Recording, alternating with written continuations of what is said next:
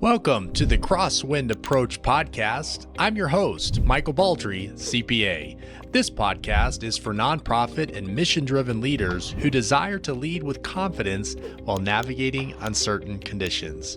On each episode of the Crosswind Approach, we'll have a conversation with a leader who has traversed real turbulence while leading their organization. Together, we explore the habits that help organizations become resilient and remain mission-focused. If you're leading a mission-driven organization and looking to navigate toward greater clarity and confidence, you're in the right place. So sit back, relax, and enjoy this episode of the Crosswind Approach. Welcome aboard.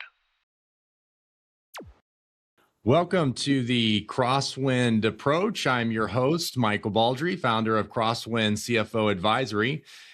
Every pilot, whether it's piloting an aircraft or a nonprofit or for-profit organization, knows that the most demanding moments in the cockpit are not the routine ones. They're the moments when everything you've trained for gets tested at once. And how you respond is really what defines your leadership.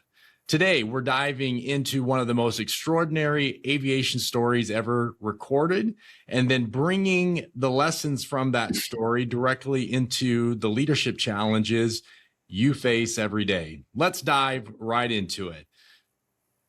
On July 19, 1989, United Airlines Flight 232 was cruising at 37,000 feet when a catastrophic engine failure severed all three hydraulic systems simultaneously. The crew had no rudder, no elevators. Every standard control was gone. Their only option was to steer using a differential thrust on the two remaining engines, a technique no one had ever trained for. A DC-10 Czech airman named Captain Dennis Fitch happened to be on board as a passenger that day, and he stepped into the cockpit, took manual control of the throttles, and together the crew guided the aircraft towards Sioux City, Iowa.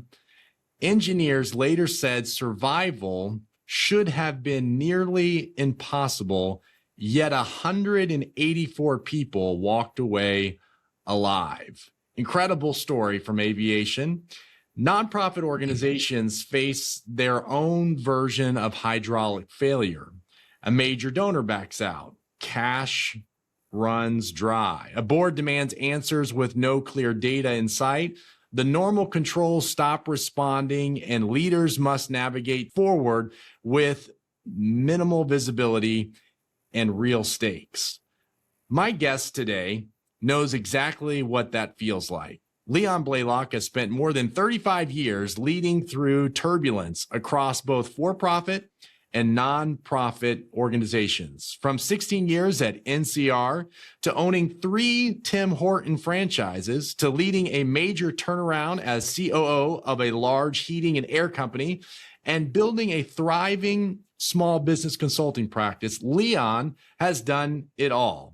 Today, he serves as executive director of Christian Life Center, a nonprofit that inspires over $10 million in annual donations and community support. Leon's a good friend of mine and the very first guest on the Crosswind Approach. Leon, welcome to our podcast this morning, and so glad you're here. Well, Michael, thanks for having me. I appreciate being here. Absolutely. Well, let's just dive right in. You heard the story that I shared with you regarding aviation. And when you think back about your leadership journey, what's one story, Leon, one moment where the organization you were leading experienced real turbulence, when the usual controls didn't seem to work and, everybody on the team started getting a little bit nervous? Okay, Michael, actually, as I heard you talking about the United Airline Flight 232 issue, it led me to think about, I'm going back to my corporate days with NCR. Just to give you a little bit of background of the operation that I ran, it was $60 million operation that I grew into a $100 million operation. And we were technology services supporting retail, financial, and networking customers within my region. My region was all of Southern California, so mainly from Central California down to San Diego.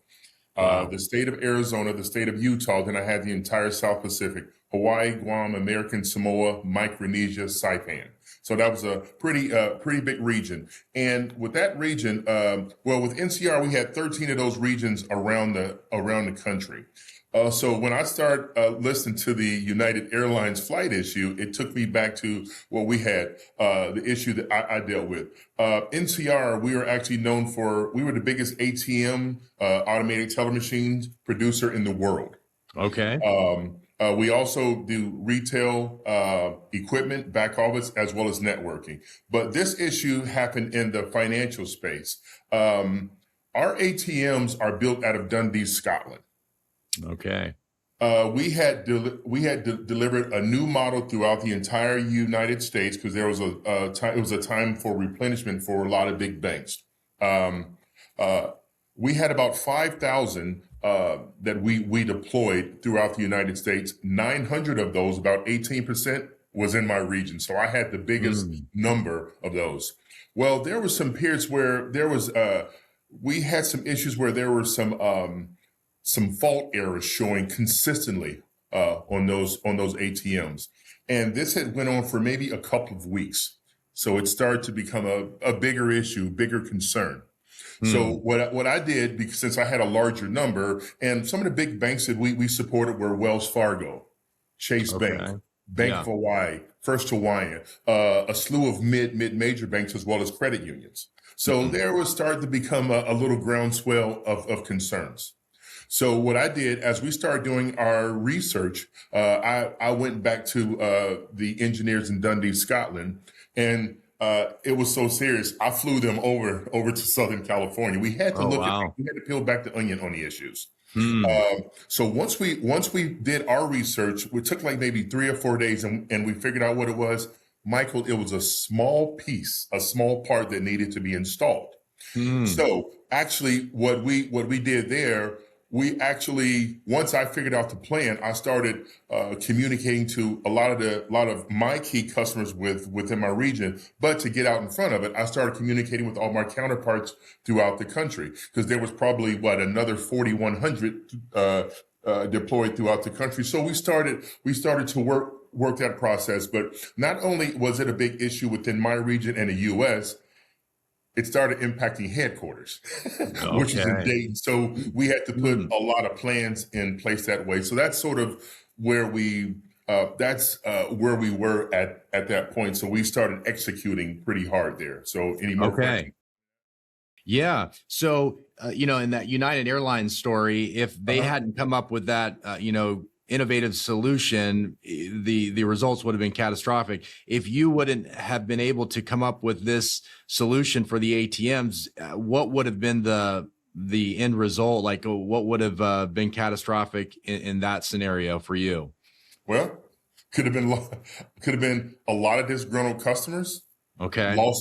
Loss of business. And I tell you, we were the biggest ATM provider really in the world. Yeah. So that would have been a major impact on us. But I do want to tell you some things that we done. Once we track the fault and the issues, I said we need to come up with a clear and concise plan to ensure that this will not happen again. Plus, it allows us to put some policies and processes in place. And I think the one thing that we use that I did consistently, and I pushed to all my counterparts, we need to communicate consistently. We need to be direct, and we need it to be very, very clear. Yeah.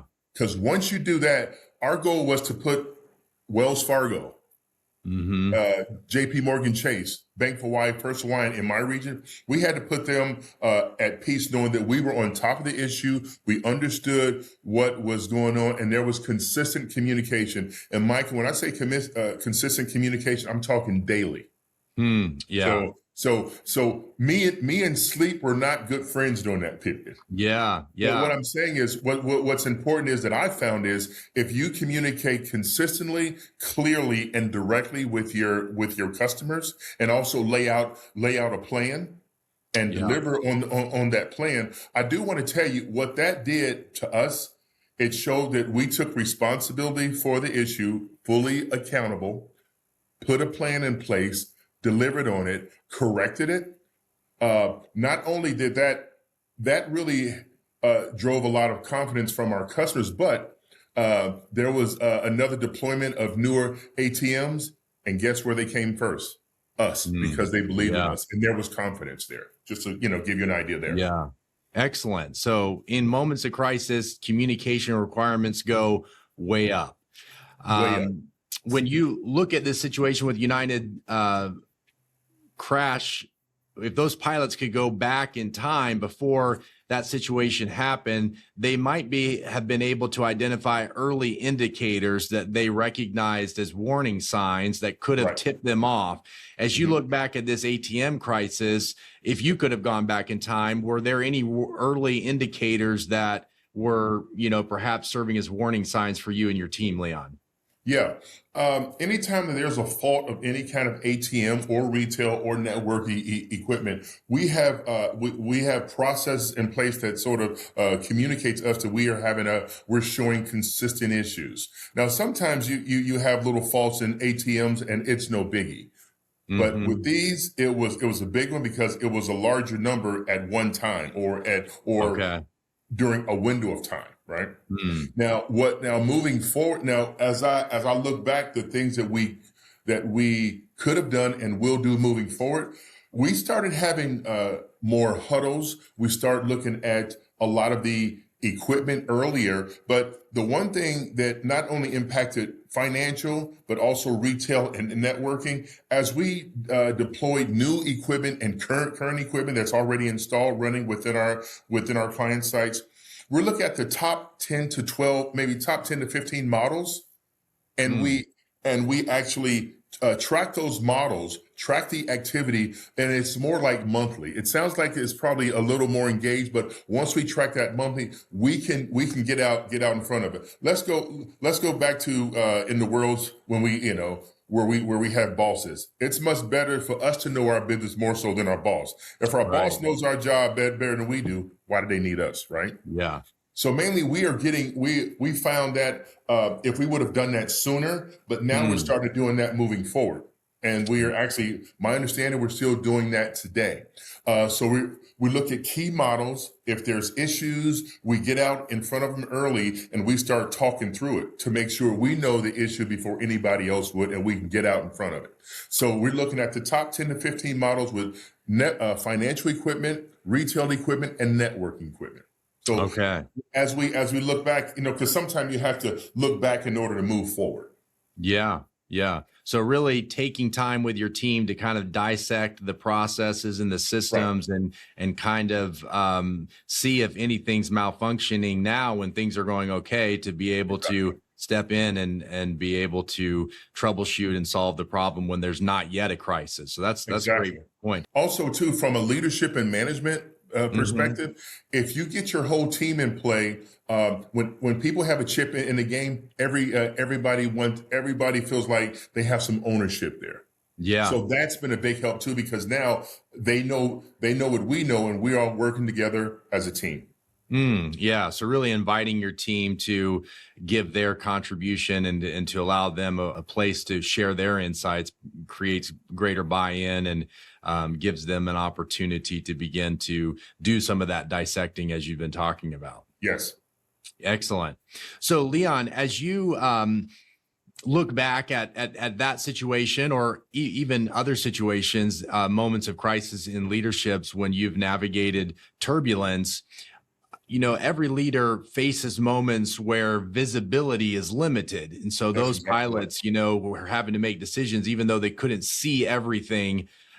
So how do you make decisions with only partial information?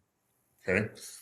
First of all, that's an extremely good question. And when I think about that, two things, or really, five things.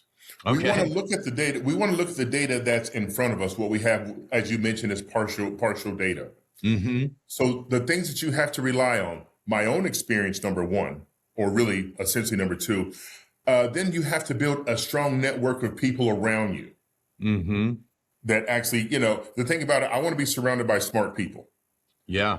The other piece is you want to look at the SMEs, the subject matter experts in that space, because they could probably bring some different angles to the table. And here's the one thing I want you and everyone to really understand. If you think you have all the answers, I'll give you a heads up. You don't. You do not have all the answers. Yeah. And if you think you do, you're actually fooling yourself. But when you have SMEs around you, you have a strong network of people, you have a lot of experience on your own, you really have to pull all that together. That's where leadership comes into play, Michael. You have your network, you have your subject matter experts, you have your own experience, and you have to sit back and assess where you are and make some determinations that way. Because sometimes I'm not saying that we're actually flying blind, but sometimes, like you say, you probably have one hand tied behind your back, but you have to figure out the best move to make. And to me, I really train and lead my people to understand you have to make some decisions. I'm not going to fault you if it's a mistake, but we have to try and learn. Yeah, if that makes sense. Absolutely. Excellent points there, because it's not easy, to make decisions without that visibility, and it creates anxiety, I think, within a lot of leaders. So that framework that you just shared, I think, is helps reduce some of that anxiety. Real quickly, could you just repeat those steps, or I think it was, did you say five? Sure. Five. Yeah, the five. I guess number one is, like you say, I'm going with your point first. You have partial data in front of you. That's number one. Number two, you have to rely on your own experience. Okay. Yeah. Number three, you have a strong network around you of people, and you want people around smarter than you. Number three, you have to work with the SMEs, your subject matter experts. We actually call them SMEs in my world, subject matter experts. Okay. And I think that fifth one to always keep in mind is, if you think you have all the answers, you don't. Okay. Wow. Those are great. Very helpful. You can't, so don't fool yourself, think you do, but you have to rely on those other three or four that I mentioned. Those are the things that's actually going to get you. And I will not come down on a person that's making a decision based on the data they had. But if you make no decision, that doesn't help us. Wow, that's really good. Could you say that again? Yeah, I guess to think about it, I will not ding a person for making a decision that they put thought into. Yeah. I will ding a person if they just do nothing. Yeah. Because do nothing really doesn't change the situation. Yep. The undecision and not taking action. Definitely. There's a lot of problem with that. Absolutely. Great points, Leon.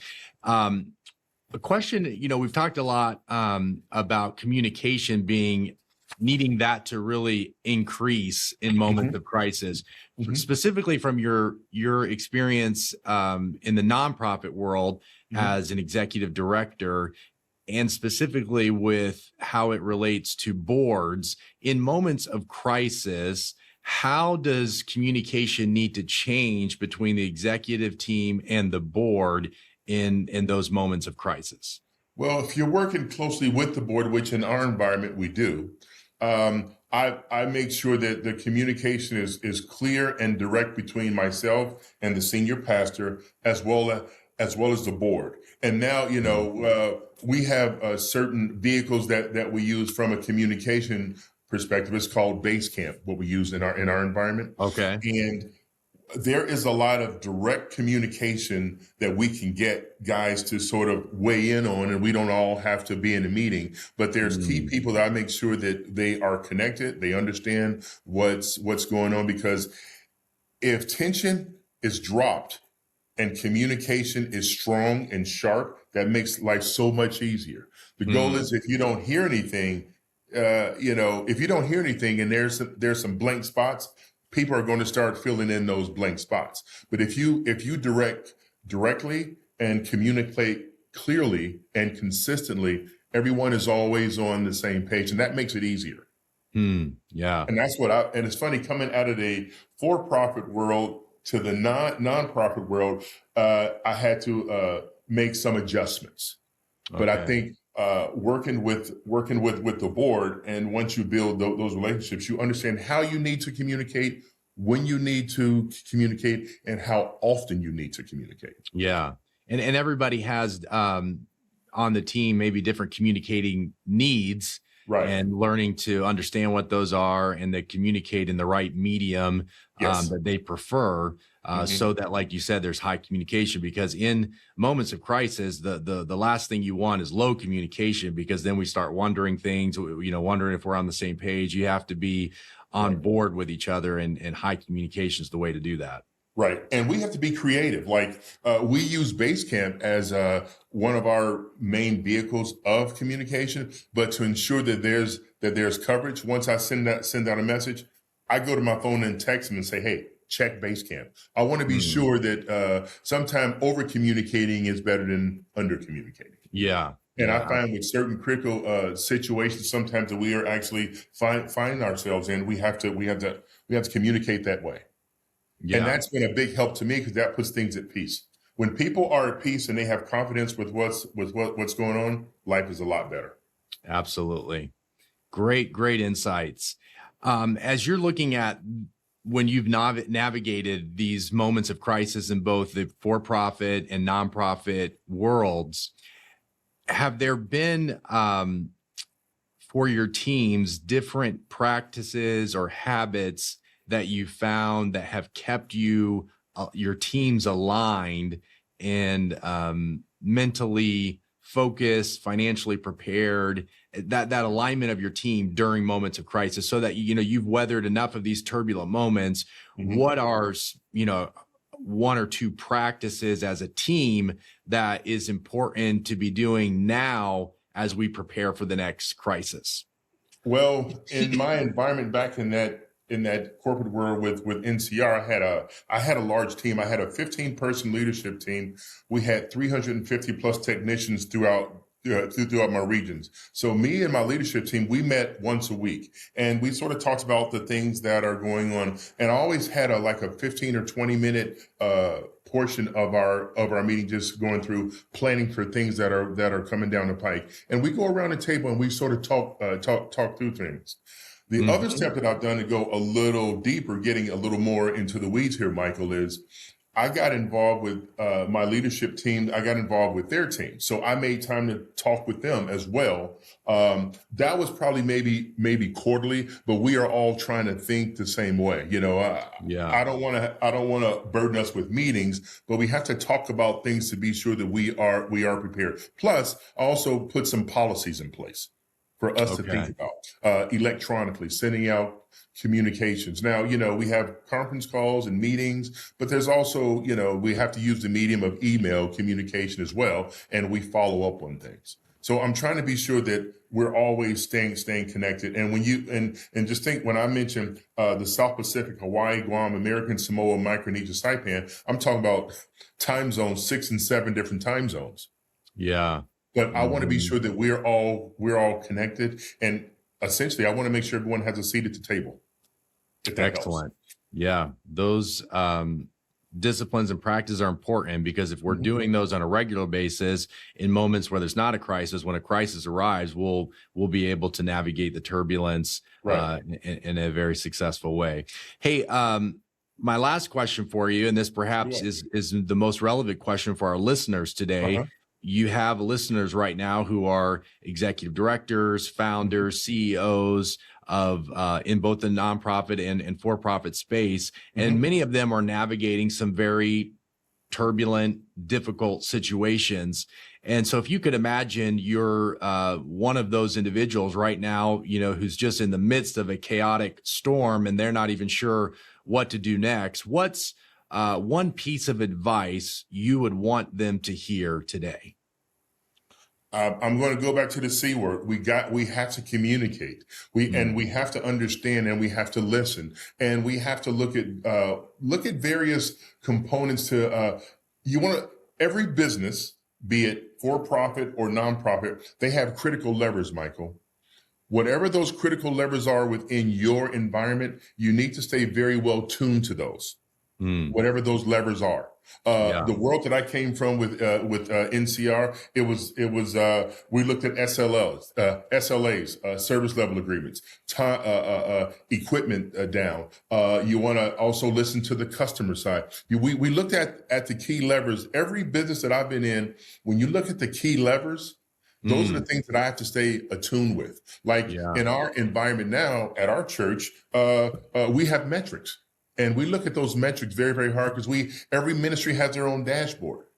Every operation team has their own dashboard. And at the next step, I actually have a dashboard at the overall church level. We have to look at these and compare and contrast where we are. So the one thing I would say back to your question, let's look at the levers of our operation. What are the components that tell us how well we're doing or how we need to improve? We need to stay very, very close to those, my opinion. And that's been helpful for me, if that helps.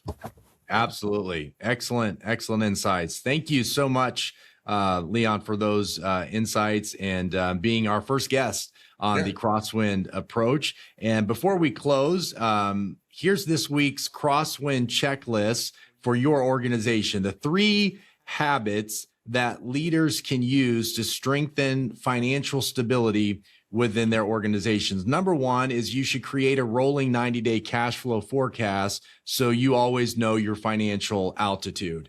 90-day cash flow forecast is an excellent habit to strengthen financial stability. Number 2, use a one-page dashboard. Leon's talked a lot about dashboards today. Dashboards keep your board aligned and they reduce noise that causes confusion. And number 3, define your reserve strategy, your equivalent of aviation's required flight margin, if you will, and being able to know how much reserves you have less is really important. And so define your reserve strategy. So again, I'll repeat those 3 habits. Create a rolling 90-day cash flow. Number 2, use a one-page dashboard to keep your board aligned. And 3, define your reserve strategy. So those are our Crosswind takeaways for today. I want to thank you for joining me today on the Crosswind Approach podcast. So glad that you came and were a part. If today's episode resonated with you, here are 3 things you can do right now. Number 1, subscribe to the Crosswind Approach so you never miss an episode. 2, leave a review on Apple Podcasts or Spotify or whichever platform you typically frequent. It only will take you, it'll take less than a minute, and it helps other mission-focused leaders find this show. And lastly, share this episode with a leader in your network who could use it today.